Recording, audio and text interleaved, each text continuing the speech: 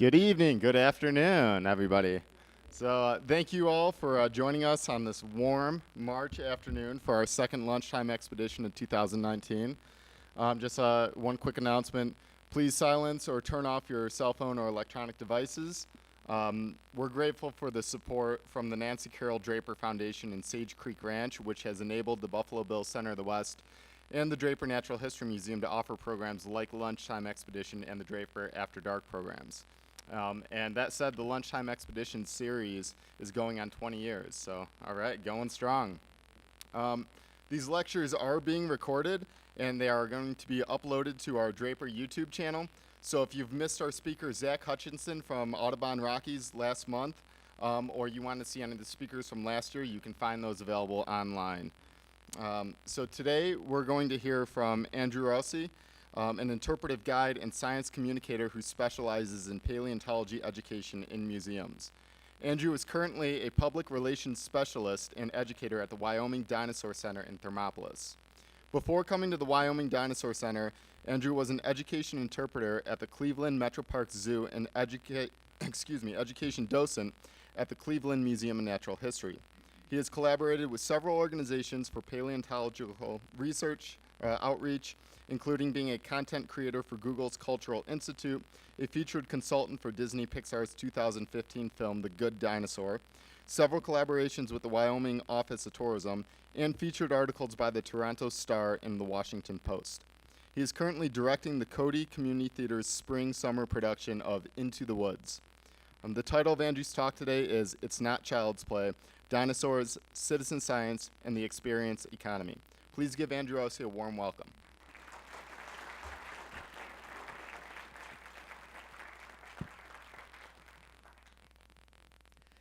Boy, you forget what you say about yourself and you're trying to puff yourself up.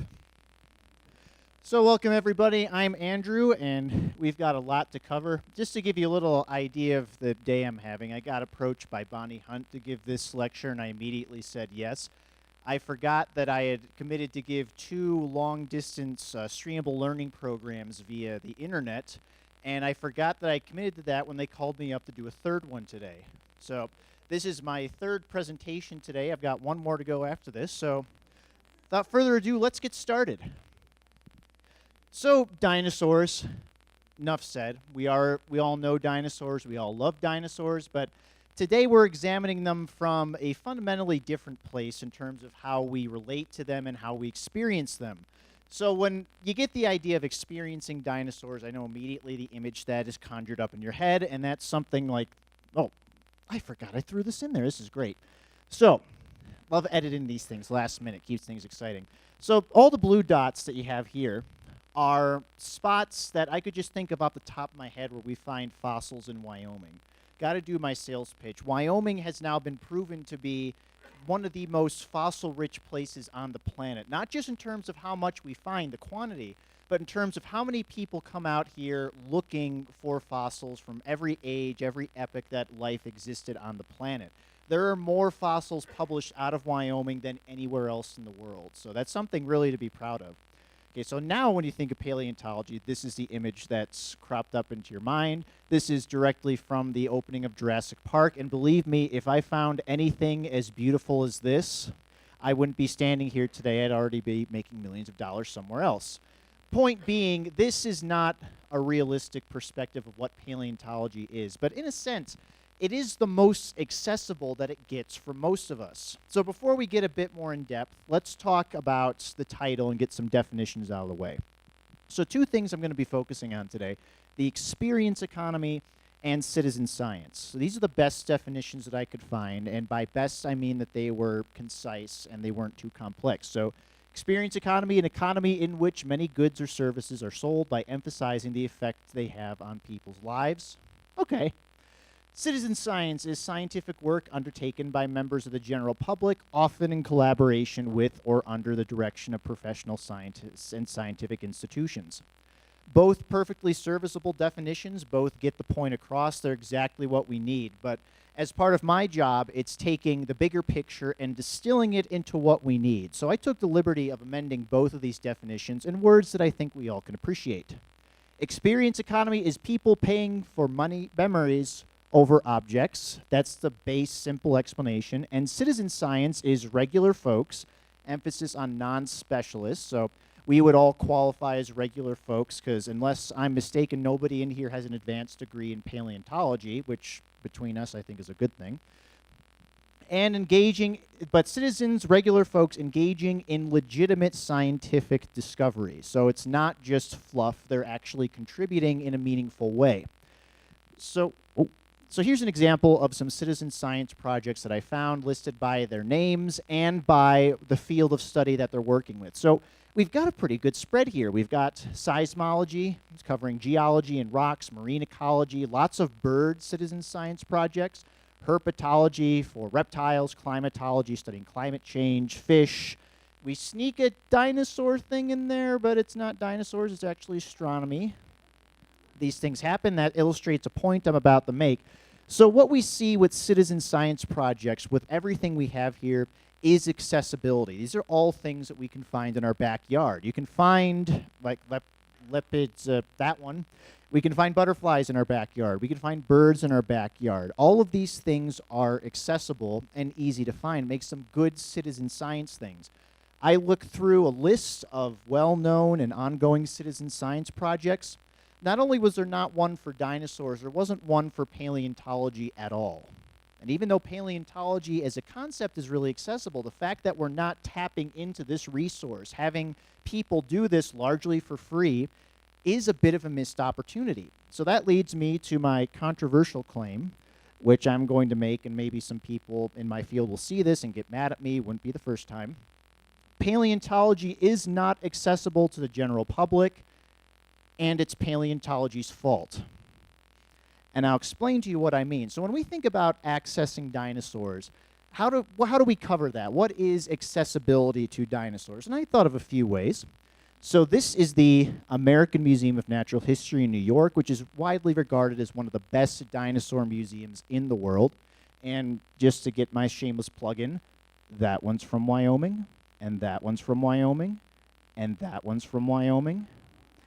And I'd say roughly about 70% of the stuff you don't see in collections is from Wyoming. They're still digging here today. So this is pretty good, except you'll notice that everybody's up on a platform, so you're literally having to strain your neck to see everything. There have signs, but there's a lot of text, and the whole thing is just sort of sterile. It's not very engaging and inviting to partake in this. The goal, which I know for a fact, I've read the notes of the exhibit designer for this, the goal is to impress, not to access. In fact, those barriers are there specifically to keep you away from the precious things. Now, maybe this isn't a fair assessment. This is an older exhibit. This was redone in the early 90s. So let's look at a more modern one and one that's closer to home. This is the Museum of the Rockies up in Bozeman. And I don't have exact figures, but I know a good portion of these are from Wyoming as well. Darn Montana. But if you look along, same thing. We've got pedestals. We have not as much glass, but there's still a lot of barrier between you and the specimens themselves. So I would say overall this is an improvement, but there is still kind of a hands-off approach. And what I'm telling you today is that for reasons that you can guess and reasons that might not be so obvious, this is a very deliberate thing on the fact of exhibit designers and paleontologists. You can't get access to them because they don't want access to them. So what other ways do we get access to dinosaurs from a scientific perspective? All right, so this is looking pretty good, right? You can get right up close. There is glass separating you here, but you can see the specimen really closely. It's got these quippy little signs with the information that get your interest going. It's written at a level that you can understand. Let's get a second look at this one. It's got a cool water effect. It's got an interactive screen that shows different graphics. So overall, I'd say this is a really good dinosaur exhibit. This is the most accessible one that we've seen. This is where the shoe drops, because this is in the Creation Museum in Kentucky. And for those of you who live happy enough lives that you're not obsessed with this thing on a daily basis, the Creation Museum believes in a literal interpretation of the book of Genesis and that the earth is only 6,000 years old. So one of these days I'm going to break in and steal this guy back because he needs to be loved somewhere else. And full disclosure, I love the Creation Museum. I want to die a little bit whenever I go inside, but I genuinely love it. So what other ways do we engage with paleontology with the public? Well, we have docents, and I'm sure anyone at the Buffalo Bill Center will tell you museums live and die by their volunteers. The thing with volunteers, though, for all the effort they put in, which is fantastic, not trying to demean that, I myself am a museum volunteer, most of the time they are not specialists. And paleontology, you frequently, or at least the public frequently wants to engage with specialists. The second they hear you're not a real paleontologist, you can see the interest plummet right off the bat. So while you have people who are knowledgeable and good-natured, this is actually at a museum I worked at back in Cleveland, you know that this guy has been given a list of what he has, that he's learned, and that he's communicating to the public. If they ask more questions, more in-depth questions, with no offense intended to him, he's probably going to be out of his depth. That's just because you can't encompass everything that you need to know and people want to know. So that's how we engage, one level. And then there's the lecture, kind of like what we're doing right now, where you've got your professional paleontologist who is presenting usually a very narrow field. When you get your doctorate in paleontology, it's not like, wow, I'm studying dinosaurs. It's, wow, I'm studying the cellular matrix to determine the growth rate in a very specific genre of dinosaur. So when they come to give lectures, they're not giving a general presentation on dinosaurs at a level that we can understand. They're presenting their research in kind of a dumbed-down sense, to put it mildly. So if I could sum up one visual image to describe what I'm talking about, how paleontologists, and I know a lot of paleontologists, how they treat accessibility to specimens, here's what I came up with in the shower last night. Oh. For those of you who don't know, that's Smaug the dragon from the Hobbit movies in his hoard of gold that he doesn't let anyone touch. But he might talk to you about it for a little bit. So that's the best visual image I could come up with. But we still want access to dinosaurs and paleontology. So how do we get that access? How does the public at large access dinosaurs if it's not through the science itself? This is from Jurassic World: Fallen Kingdom. If you want my opinion on that, see me after, because we don't want to go down that rabbit hole during the presentation. Needless to say, I was pretty meh about it. What's another way we engage with paleontology outside of science? Documentaries. I picked this one. It's about 10 years old, but I find it particularly egregious because it's called Jurassic Fight Club, and it was on the History Channel, so I think that says everything you need to about that one. And paleontologists will regularly appear, and they most of the time have really good intentions trying to get information across, but there's a thing called the editing room where they can chop up what you say to fit their narrative. So I've seen some really bad botch jobs with interviews. This is a picture from Jurassic Quest. You've probably heard of and or seen Jurassic Quest. And as somebody who loves dinosaurs in a non-professional sense, and for someone who's worked with Jurassic Quest, please, I beg you, don't go to Jurassic Quest, because it's terrible. So paleontology is not accessible to the general public, and it's paleontology's fault. The reason I bring this up again is because what we're seeing is a deliberate arm's length that paleontologists and the community keep the public at. Now, I'm not saying it's entirely mean-spirited. It's not at all. It's because we deem our specimens are too precious for people who don't understand that to interact with it.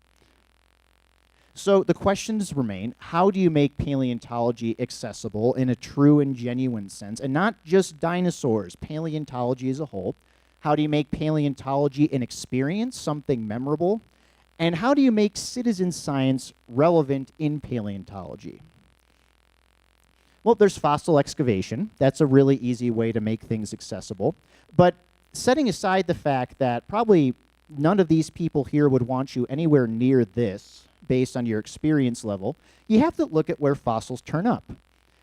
Oh yes, so the technical definition of fossil excavations, you get the rock and dirt off of the special rock and dirt. I have people point that out to me on a daily basis, and the only answer I give is, you're right. So here we have a map of known dinosaur sites on the planet. We can see this is where we are right here. If you are in the middle of the continent, you're in really good luck. You have access to lots of fossil sites. Not so much on the West Coast, and not so much on the East Coast. So if you're living in Cleveland, like I did, or even New York, Washington, D.C., your access to fossils, specifically dinosaurs, pretty limited. Automatically right off the bat, let alone if you can find somebody who's willing to go out and let you touch their prehistoric toys. But then there's the more accessible part, which is fossil preparation. Technical definition is treatment, process, or procedure utilized for the care and enhancement of a specimen at any point between discovery and display. Let's distill that again. Get rid of the rock till the bone looks pretty. Basic process.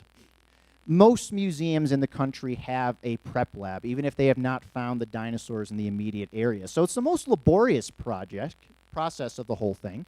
For every hour we spend digging up a bone in the field, it's at least another 6 hours in the lab, generally a good deal more.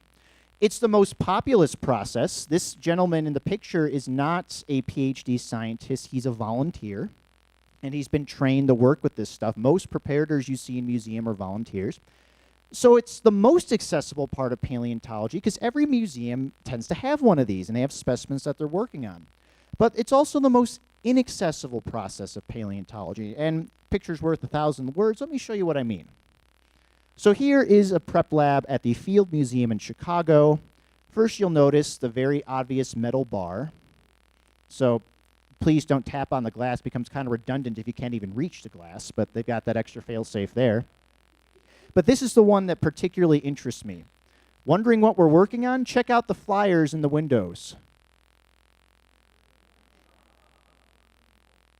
I think you see the inherent issue here, and they're engrossed in conversation, so even if they were willing to talk with this person, there's no access point to get out of the lab, so we're just left wondering what the heck's going on. And that's inaccessible no matter how well-intentioned it is. This is a little bit better. The window's open, but as you can see, everyone's still pretty engrossed with what's going on. And I don't know about you, but when I see someone intently working on something, my first instinct is not to disturb them. So it's like basically like looking into a church almost, or a zoo. You're not supposed to engage the tiger at all. You let the tiger do the tiger's thing. All right, here's one that I find particularly amusing. Same setup. We've got the window and the kids eagerly pressing their noses to the window. What I find amusing is the amount of fun clutter exactly in their eye range. The fact that the scientist is expected to be engrossed in his work, but he's also working under a microscope. So what are they trying to see? Leave it at that. So here's the best point that I can make. So in 2015, CNN released the top 10 dinosaur museums in the world.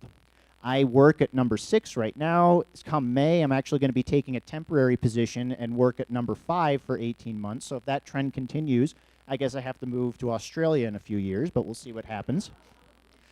Now, I've read this article several times, so what I'm going to do now is pare it down. Let's look at just the museums on this list, where in the description, it's not talking about just what they have in the collections, but it's discussing things you can see and things you can do. So let's see who's left.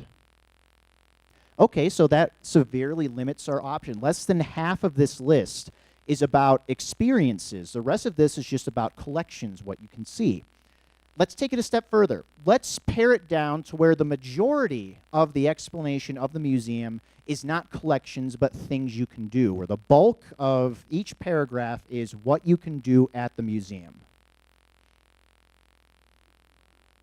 You can see why we're on there. So to give you a little backstory. Oh, that's happy thing, so celebration. Yay!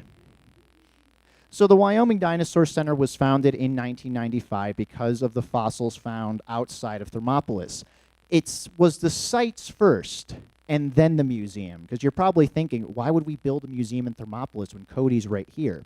That's because we decided that location was important in terms of how easily we can access the sites, not the other way around. Most people build museums and then go halfway across the world to find stuff to put in them.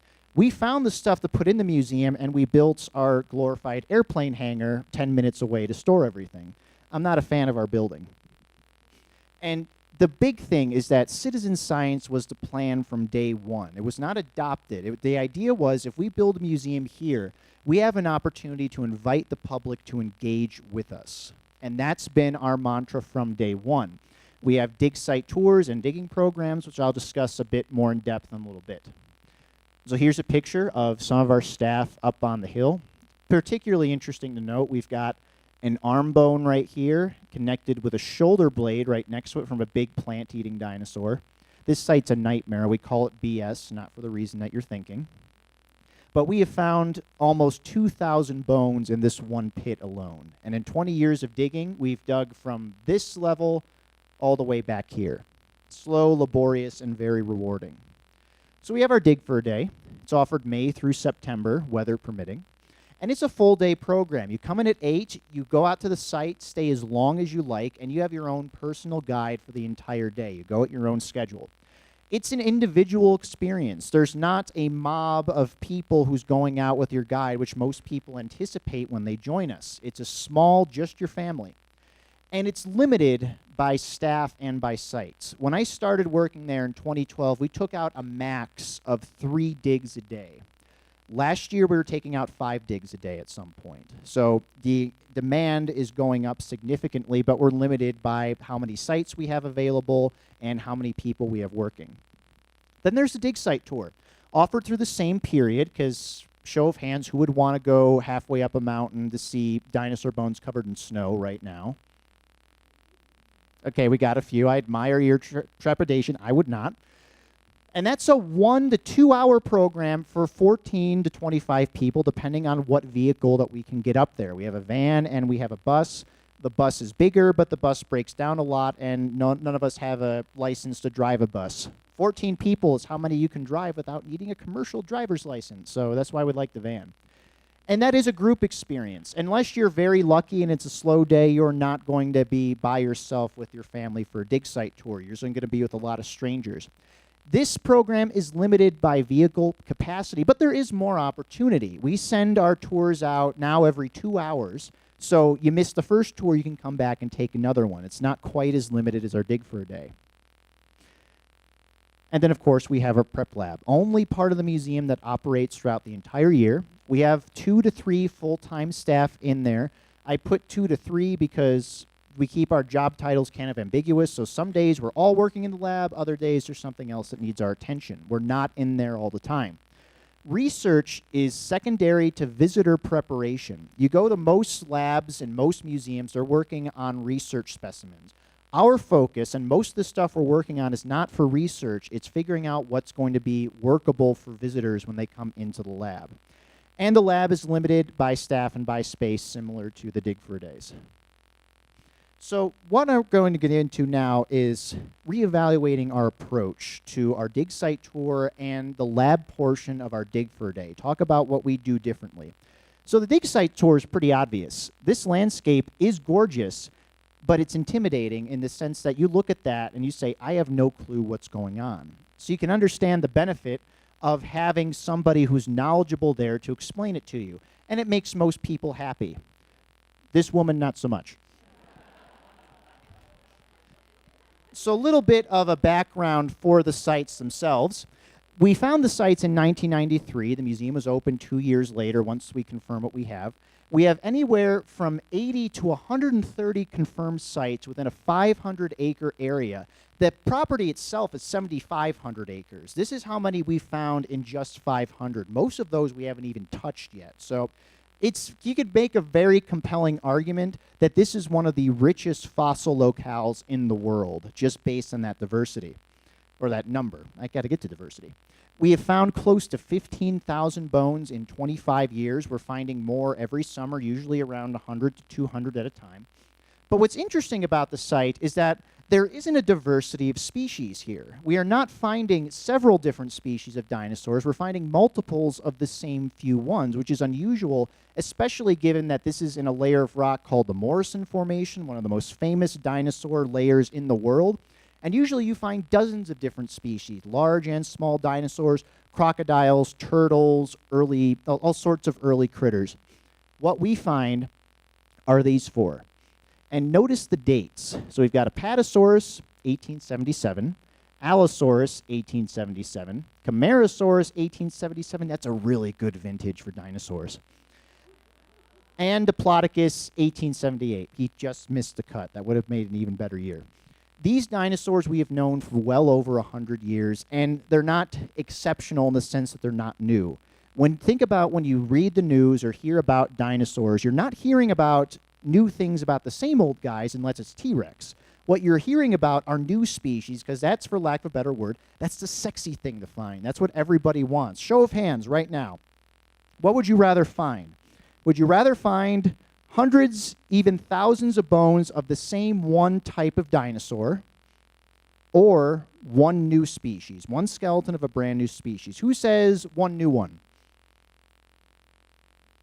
That's what I thought. Who thinks thousands of the same? Okay, a couple of you, I admire that. I'm in the second boat myself, and not just because they pay me to be in that boat. So we have to think about how we present this information. So here's a picture of a dig site tour before I started there. And believe me, I was just as guilty of being in this position when I started. But you've got your guide, who I can tell by this shirt is an intern. Also, by the look in his face, he is not very enthused about what he's saying, if he even understands it. Dad is not listening to him because he's trying to read the sign, and God knows what's going through his mind. But when you look at the sign itself, look at it. We have a stratigraphic column explaining the different layers in the area. We have a site map chronicling each site and what we find there. We have an explanation of the environment, an explanation of the site you're going to see, lots of pictures. It's too much.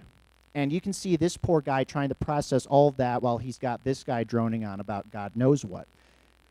What you see here is a problem. It's a problem with the experience itself. Now, people are paying extra and taking the time out of their day to partake in the experience. That's the exciting part. So the question I pose is, how do you make an experience more of an experience? How do you build on the exciting part of that and make it better?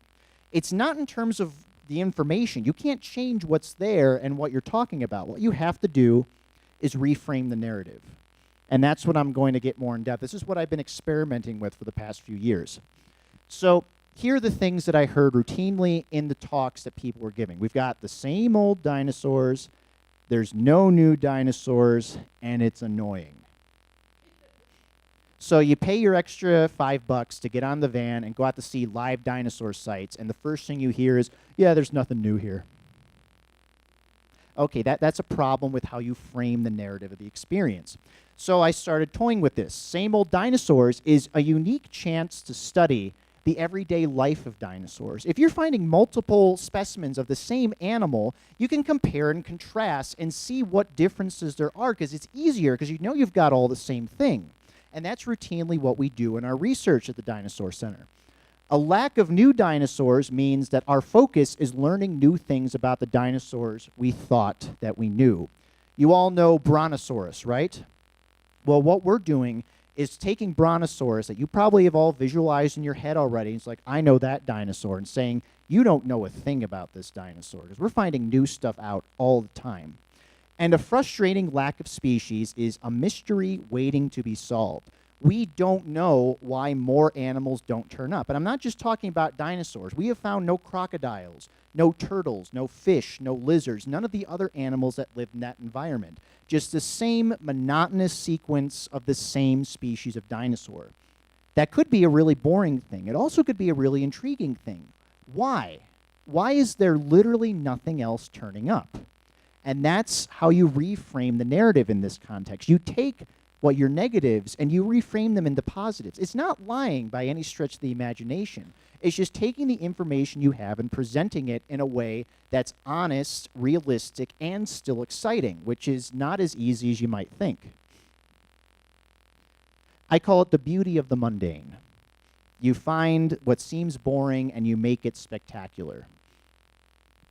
So here's a site. This is our Allosaurus feeding site, only confirmed one in the world. We have bones of a small plant-eating dinosaur, well, a small individual of a large plant-eating dinosaur, to be specific. The bones are scattered all over the place. We found over 150 teeth in this site. We've got tooth marks, we've got claw marks, and every bump you see in this layer is a remnant of a dinosaur footprint. So when we're trying to entice people to get on the tour, usually what we say is, yeah, you can come see our Allosaur feeding site. That's cool, but you're giving away the best part of the process. So let me reframe that narrative in a way, not so much to communicate what's actually there, but to get you more excited to get on that van and see what it is. Oh, I forgot this part. So here's a descriptive term that I want to get your vote on. Which do you think sounds the most exciting, is going to make you want to get on that bus to see this site? A late Jurassic dinosaur feeding site in the Morrison Formation Southern Bighorn Basin. That's the title of the paper that described this. It's entirely works. It's entirely factual. An Allosaurus feeding site. Or C, Jurassic McDonald's.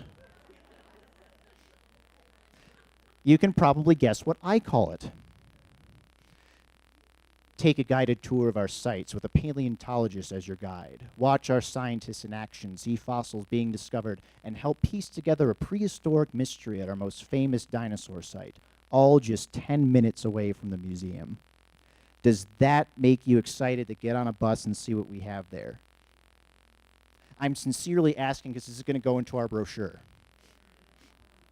So this is what I mean by reframing the narrative. That's the goal that we're aiming for. Taking the same information and distilling it and processing it in a way that's not dull, but gets you excited about the unknown and the thrill of discovery, even though everything we're showing you is already discovered. So now let's move on to a different thing.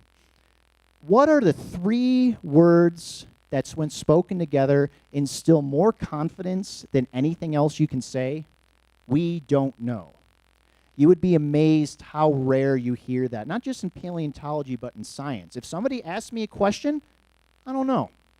If it's something I genuinely don't know, I'm not going to say I do. And I'm not going to lead people to assumptions. That's more mundane. I could tell you whatever I wanted to make it exciting, but I'd rather be honest and say, these are things we don't know. We can speculate, and I often do, but in terms of what we can prove, we don't know. It makes you think it would be the opposite. You think someone saying, I don't know, when they're serving as the guide of a tour is going to dissuade you from listening to them. In my experience, the exact opposite's true, which is really cool. So now we'll talk about the lab project where we have Maiasaurs. So in Bynum, Montana, there is a site containing the duck-billed dinosaur, Maiasaura. It was found by Cliff and Sandy Linster and their, I believe it's 5 children, maybe up to 7. They're going to kill me for not knowing this. I play trivia and 10 Sleep with Cliff and Sandy. I'm really close with them. They're wonderful people. So in one of the greatest citizen science projects I can imagine, especially for paleontology, they found and excavated 10,000 bones as a family. I've heard these stories. They would take their kids out to the site and say, you want to go off and play and do whatever you want? You find X number of bones and dig them up. So what we have now is 10,000 bones found, mapped, and some of them even prepared by people with no formal training in paleontology. It's a really remarkable story. So that raises the questions, how do you choose bones for first-timers? And this little guy right here, this is Bambi Raptor, found by Wes Linster, their son. And this is a display in the Indianapolis Children's Museum. They found this Bambi Raptor. They found thousands of bones of Maiasaura, and they found this Gorgosaurus, which is essentially the Keith Richards of dinosaurs because it survives so much. It's like, how do you do that much to yourself and still live? It's got brain tumors, kind of a cancerous growth in the jaw. Its fibula is completely bent out at a right angle from the rest of the body. It's ridiculous, and I love it. So when you're preparing bones for children, for inexperienced first-timers, how do you go through that process? And I'm going to get a drink of water here so I don't lose steam. Loudly announce what you're going to do. It works. So what bones can we rule off right off the bat when working with amateurs? Well, we can axe the head. The head is the most charismatic part of the animal. These bones are very thin and very narrow. You don't want people working on skull parts. And the skull is also the rarest part of the dinosaur, so even more incentive. You want to get rid of these cervicals, the neck bones, because every dinosaur has pretty intricate cervical vertebrae with lots of thin edges. It takes a lot of expertise. I'm scared of working on cervicals, and I've been prepping for years now. Ribs are awful. Anyone who's broken a rib will tell you the exact same thing. Ribs are awful to dig up. They're awful to remove out of the ground. They're awful to prep. They're awful to glue back together. They're awful to make replicas. There's just no part of the process where ribs cooperate. And yet that's mostly what we find. And then we'll also get rid of the chevrons. These are the bones on the underside of the tail, very thin and narrow, like ribs, not really something you want kids and people without experience to be working on. And on that note, we'll axe the toes as well, because those are also small. They can be identifiable. They can tell you what we call diagnostic, tell you what animal you're digging up, not the sort of things you want to hand off to just anybody. And on that note, we'll get rid of the thin bones, shoulder blades, hips, long, thin pieces with thin, spongy edges that determine muscle attachments, all that good stuff. These are not kid-friendly or first-time friendly bones. What does that leave you with? The entire backbone, entire tail, and all of the major limb bones. Nice, sturdy bones that can endure a lot. I mean, they endured a lot of weight on the animal, and they've survived for 70 million years. They can survive a 3-year-old. So when we were working on identifying bones to work with families, we decided to go with tail bones, caudal vertebrae, so a little bit of anatomy for you. We have the centrum, which is the bottom part, the kind of soda can part of the animal, and the neural spine. The spinal cord and all the attachments would run through here, and they'd nestle up on either side. The great thing about dinosaurs is they go through a process called differential fusion, where bones fuse in different times in the animal's development, kind of like how an infant is born with lots of skull bones kind of floating up there. Over time, they fuse. So when you find the caudal vertebrae of a young Maiasaur, it's split right here. The neural spine is separate from the centrum. Sometimes you find the neural spine nearby, sometimes it's completely gone. So we had hundreds of centra from Maiasaurs without any neural spine. It's kind of an individual, all-encompassing packet of dinosaur preparation. Perfect for people who have never prepared before. They have to do a lot of damage to break this up. So this is what people encountered as they came into the lab for the first time. You've got your tools all set up. This is what you need. I know you see that big jackhammer over there, but we're not going to need to use that for this cute little tailbone. Everything's set up, everything that you need to get the process started, all the tools within hand's length. And then what we did was we recorded who was working on the bone and how much time they spent there. So we have what we call an assembly line mentality. So what we have here is a couple teenage girls working with our air tools, our heavy tools. We let them use those too. And notice how clever we are, not to toot our horn too much, but they're prepping right in front of the window. What's more enticing to a kid than to look into the lab and see other kids working on dinosaur bones? So we keep our air tools close to the window. That's the most fun and the most interesting activity to watch. And then in the back of the lab, we have our toothbrush and dental pick stations. We always steal dentist tools because they work really well. So here's everybody working on their individual bones with their toothbrushes and dental picks, scraping the surface of stuff you can get off pretty easily. And it's kind of like a paint by number. You work on the gray stuff turns into white stuff, and eventually the white stuff uncovers the purple stuff, which is the actual bone. So that's a really good indicator of how far you're going with the prep process. That's another reason why we chose the Maiasaur tailbones for this. So advice that we have, obviously use big bones. These are 3 tibia, lower leg bones. From Diplodocus that we found on our site, those are sturdy, those are strong. Those aren't going to be damaged very easily by kids who are just doing this for the first time, and adults too. What you might find surprising is that people don't care about completion. Like, this woman is not working on this thinking, I'm going to get this bone out of this entire giant boulder. But they want to see progress. They want to look at a spot that they cleaned and say, I cleaned that. And that's something that's really important. If you go in here expecting them to clean it, or you go in there letting them expect to clean the whole thing, nobody's going to be happy. What you want them to see is that they picked a spot, they worked on it, and things got cleaned up. That's all it takes. And there's staff participation. That's me during my interview with the Toronto Star, very proudly wearing that badge that I've since lost. This little girl was 9, and she was prepping her first dinosaur bone. The thing that I'm emphasizing here is that you can see this wasn't posed. I was working right alongside her during the whole time. When you have staff who are monitoring what the kids and the adults are doing, which we insist on, that doesn't mean they have to be hovering over the whole time, making sure they don't make a mistake.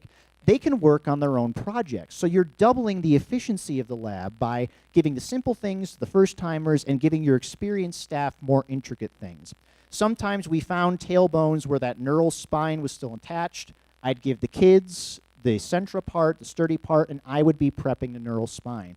You get 2 prep projects for the price of 1. It gets done faster. So the essentials of this process: finding appropriate specimens, going through your collections, not looking for things that you want to publish papers on, which most museums do, but saying which of these bones would be good for amateurs, which we do routinely. Amateur bones get more priority in our collection space than bones that specialists would want to work on. Keeping your staff informed, letting them know what projects are specifically designated for the kids and the prep adults, first-timers, and which projects they can be working on their own, and keeping that communication open. Preset the appropriate tools that they need. Don't give them a free-for-all, and don't put things you don't want them using anywhere close to them, because the second they see it, they decide what they're working with isn't good enough, and they want to play with the big thing. So just keeping things that they need within arm's length and setting up those stations that they can move along with. Supervise. I think that's pretty self-explanatory. And perhaps the biggest thing is accept that you are working with amateurs. Mistakes will be made. It won't be done perfectly. It won't be done as quickly as you want it. If you can go into the process before you even get started, knowing that you're working with people who've never done this, and every day you're going to be training them to do the job, it makes things a lot easier rather than accepting that as you go through it. I'm not going to show you the bad stuff that can happen to bones. I think the worst incident I can think of is one kid carved his name into a bone, felt bad about it, and decided to erase it. Yeah, I think we still have his head hanging somewhere. So I'm not going to show you the negative effects. You can imagine scratch marks, broken bits, all that sort of stuff. So instead, let's focus on the benefits. What are the good things? So here's a list. We're going to go through a few of these, which I feel is more important ones as we go through. So let's just go ahead and jump into that. Citizen science, as in the title. This is active involvement with accessible science, with accessible scientists, with a personal investment in the science and the institution. That's a longer, more verbose definition of citizen science. They are contributing, they are not experienced, and their contributions are meaningful. They are contributing to the mission of the organization, which is essential when you're doing this sort of thing. These 2 young ladies came out last summer. They had their own guides and everything like that. And on top of that, memorable experience right off the bat. You don't know what they're going to go back and tell people. If you give them that idea with the truth, that what they did was meaningful and impacted the organization in a positive sense, they're going to speak a lot more positively about their time. Also emphasize accessible scientists. Which do you think is going to make people more inclined to be curious, to be engaged, and to get involved? Attending a lecture like this, I'll throw myself on the train tracks for this one. Attending a lecture like this where I'm just talking at a whole crowd of people, or just you, your family, maybe your kids, maybe a couple friends, and your own personal guide who's working right alongside with you. Better understanding of the process as it goes through. This is a tailbone from one of our sites. This is what we call concretion. It's rock harder than you can imagine. I can't tell you how many people we've had wail on this one bone over the years. In fact, you see that mark right there? We temporarily use this as a business card holder. Give you an idea of just how awful this is. But again, it's not about completion. Nobody looked at this and said, well, actually everybody looked at this and said, I'm getting it out. But as soon as they started using the tools and seeing how difficult it was, they understood why they don't see new dinosaurs in the museum all the time and in their museums, because this is the part of the process that takes the longest. You can explain that to them without having experienced it, and they'll, poo-poo it. But when they've actually done it, they understand. They've been there, and they know what their expectations need to be. There's the potential for future volunteers. These 2 people are very happy about that little bone right there. That turned out to be actually a really, really beautiful neck bone that I dug up from that site. But you don't know what talents you're going to find. The most interesting person I ever had prep was an oral surgeon. He was showing me techniques he uses to clean teeth that clean the bones far more effectively than anything I was doing. You don't know who you're going to meet when you invite people who've never done it before to participate with it. That leads to not only the work they'll contribute while they're with you, but the interest and the desire to come back and do more and bring their skill set, and maybe even their money, to whatever you're trying to do. And you never know what's going to turn up. This was found by a 5th grader. We did a thing called Men in Science in Riverton, And as I was supervising, they were cleaning off this bone, and they found this deep gouge mark. That's a tooth mark, we believe, but we don't think it's a tooth mark from a dinosaur. Those are pretty common. We think that's a tooth mark from a crocodile, which might be some of the first evidence of crocodile scavenging in dinosaurs. Ironically enough, we don't see many dinosaur tooth marks on a lot of these bones. We see lots of things that seem diagnostic of crocodiles. And we have a box of at least, I want to say, 10 bones that exhibit this pattern. These bones would have been ignored at any other museum that worked on them because they're not that exciting. Now we have a really compelling case for a really interesting idea that wasn't available before. And now here's the best part. So here in blue, we have all the bones we found of a Camarasaurus. We named them Morris because Morrison Formation, Morris the Camarasaurus. It all works. Every bone you see in blue was discovered and excavated by our Dig for a Day teams and prepped on in the lab by those same people. Looks really good on paper, but the benefit of this is we can show you it in real life too. 90% real bone, all found 10 minutes away from the museum, and every single one of these bones has a name attached to it, has a date when it was found, and an amateur who was lucky enough to stumble on that during their day with us. There are thousands of names and thousands of people who contributed their time to making this possible. So this is the ultimate testament and the ultimate statement we can make about citizen science, because without them, this wouldn't be possible. And we have another skeleton waiting in the wings to be mounted, this Allosaurus. Same thing, all found by citizen scientists working for the first time. And this guy is 70% complete, which is remarkable for an animal that large. So let's go back to these same 2 points. Experience economy, paying for memories over objects, citizen science, regular folks engaging in legitimate scientific pursuits. Now here comes what could be the most boring part, but for me it's the most exciting. I apologize in advance. I'm going to show you some graphs. So here we have the numbers over the years for our program participation. Dig for a Day is at the bottom and dig site tours at the top. I started getting interesting dig site tours right around here because I noticed this is our most popular program. Most people partake in the dig site tour because it's not as long, it's not as expensive. And I wanted to see those numbers. So as you can see a steady rise in the number of participants that we have. What's interesting is that in 2016, we switched from tours every hour on the hour to 2-hour tours, only 4 a day. I expected to see a drop-off at that time. Only went higher. In 2018, the bus was such a pain in the butt, we were only using it 4 days a week.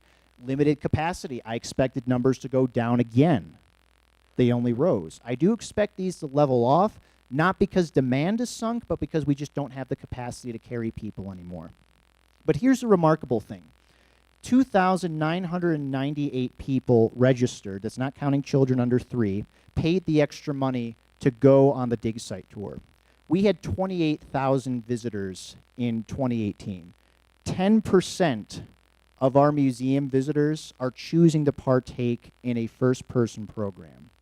Any museum on the planet would literally kill us to get that kind of participation in their programs. I know the situations are different. We're living in a smaller area, and 28,000 visitors is not a lot of people. But still, 10% are choosing to take 2 hours out of their day and extra money out of their wallet to pay to come on the dig site tour. That's incredible. As for the Maiasaur Project, in 2017, we had 638 people with Dig for a Days participate in the lab project. They contributed 635.25 hours on at least 250 Maiasaur bones. We now have crates full of the centra without the neural arches attached. That's an average of 1 hour per participant. And that range extends from people who are in their 90s to the kids who are 3 or 4 years old. 1 hour per participant. That's insane, and it was really cool to get those numbers.